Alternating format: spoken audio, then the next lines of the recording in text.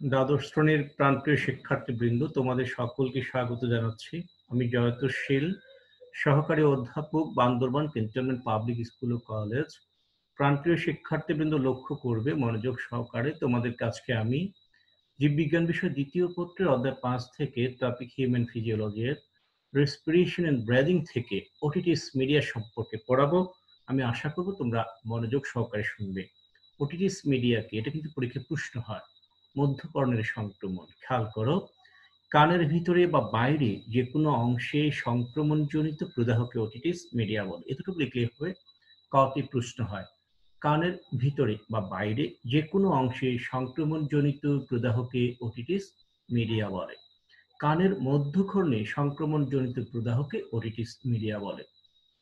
গলবিলের সাথে মধ্যকর্ণের সংযোগ স্থাপনকারী ইউস্টেশিয়ান নালীটি অধিকাংশ সময়ই বন্ধ থাকে, শুধু ঢোক গেলার সময় খোলা থাকে। কোনো কারণে কোনো জীবাণু এই নালী দিয়ে এসে মধ্যকর্ণে প্রদাহ সৃষ্টি করলে তাকে ওটিটিস মিডিয়া বলে।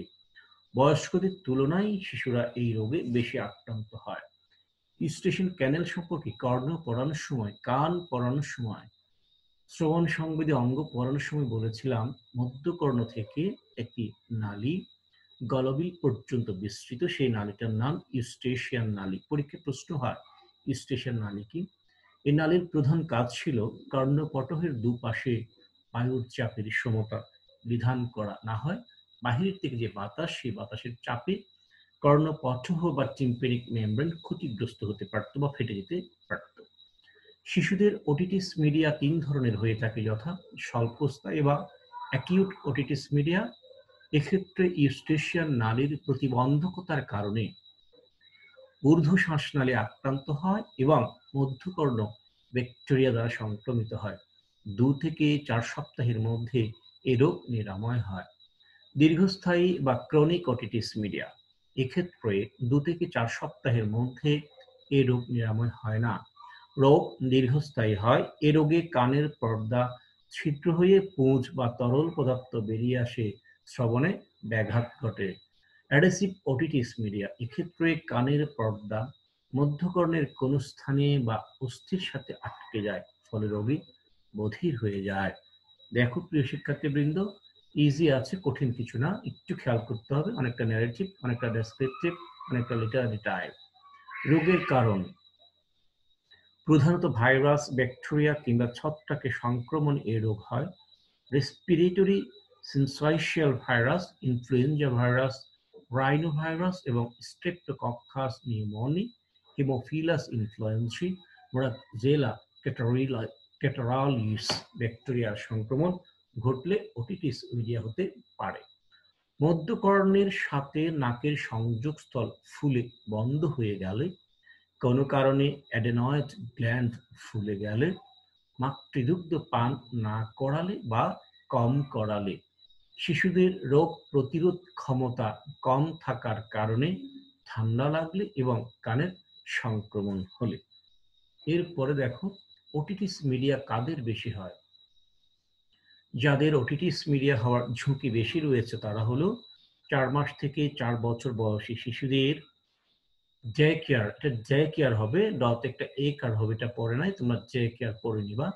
ডে কেয়ার সেন্টারগুলোর মতো জায়গাতে যেখানে একসাথে অনেক শিশু একসাথে বেড়ে ওঠে, মানে একত্রে একসাথে অনেক শিশু বেড়ে ওঠে, সেসব শিশুদের, যে শিশুদের নিচু অবস্থানে শুয়ে বোতলে দুধ খাওয়ানো হয়, যেসব শিশু ধূমপানযুক্ত ও বায়ু দূষণপূর্ণ এলাকায় বাস করে, পরিবারের অন্য কারো কানে সংক্রমণ হলে শিশুদেরও কানে সংক্রমণ হওয়ার ঝুঁকি থাকে। রোগের লক্ষণ দেখো, শিশুদের ক্ষেত্রে কানে ব্যথা হয় এবং কান টানতে থাকে, মাথা ব্যথা হয়, ফলে অতিরিক্ত কান্নাকাটি করে, দেহে বেশি তাপ সহ জ্বর 104°F থাকে, তাই ঘুমাতে পারে না, নাক দিয়ে পানি ঝরে, কান থেকে দুর্গন্ধযুক্ত তরল পদার্থ বের হয়। বয়স্কদের ক্ষেত্রে কি সমস্যা? কানে ব্যথা হয়, কানে চাপ অনুভূত হয় এবং কান ভোঁ ভোঁ করে, মাথা ঝিমঝিম করে এবং প্রচন্ড মাথা ব্যথা হয়, কাশি হয় ও নাক দিয়ে পানি ঝরে, কানে কম শোনে, খাবারে রুচি থাকে না। ওটিটিস ওটিটিস ওটিটিস মিডিয়ার কমপ্লিকেসিটা দেখো, জটিলতাটা। কানের পর্দা বা টিম্প্যানিক পর্দায় ছিদ্র হয়।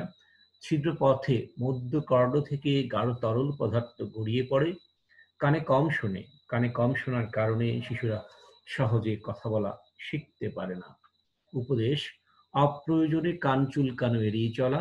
গোসলের পূর্বে তুলা তেলে ভিজিয়ে কানে দিয়ে গোসল করা।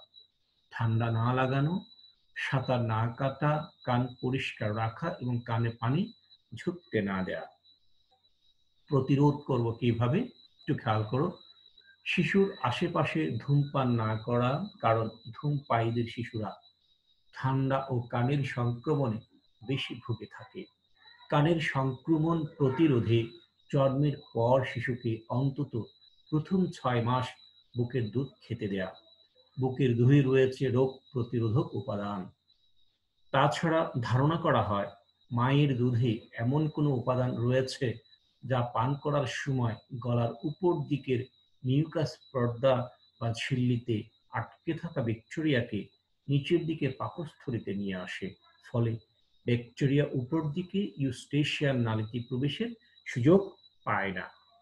বুকের দুধ বা অন্য কোনো তরল খাওয়ানোর সময় শিশুর মাথাটি পিঠের সঙ্গে ৪৫ ডিগ্রি কোণে উঁচুতে রাখতে হবে। তা না হলে তরল খাবার ইউস্টেশিয়ান নালী হয়ে কানে ঝুঁকে সংক্রমণ সৃষ্টি করে।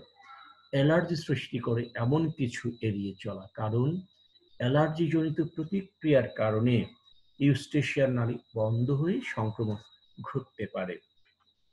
এরপরে দেখো, গোসলের সময় কানে যাতে পানি প্রবেশ না করে সেদিকে খেয়াল রাখা ও বায়ু দূষণ থেকে দূরে থাকা। বারবার সর্দি হতে থাকলে এবং নাকের ছিদ্রপথ লালাব রঙের হলে, শিশু মুখ দিয়ে শ্বাস নিলে এবং রাতে হা করে ঘুমালে শীঘ্রই চিকিৎসকের পরামর্শ নেওয়া।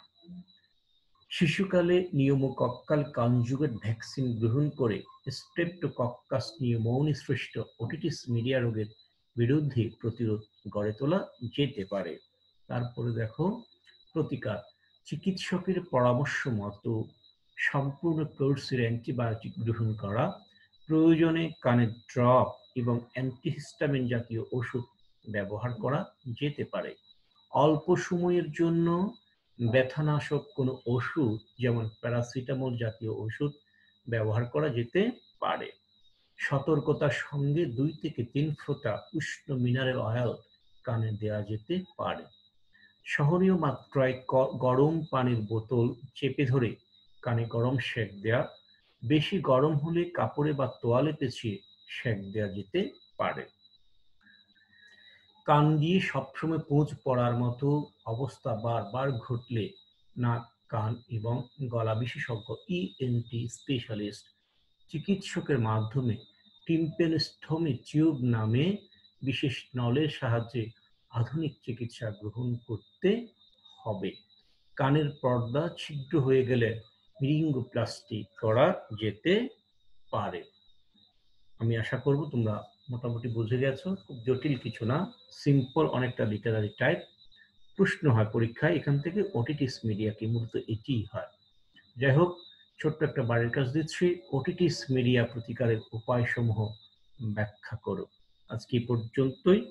সবাই ভালো থাকবে, সুস্থ থাকবে, বাসায় থাকবে, নিরাপদে থাকবে। Best of luck. Thank you very much.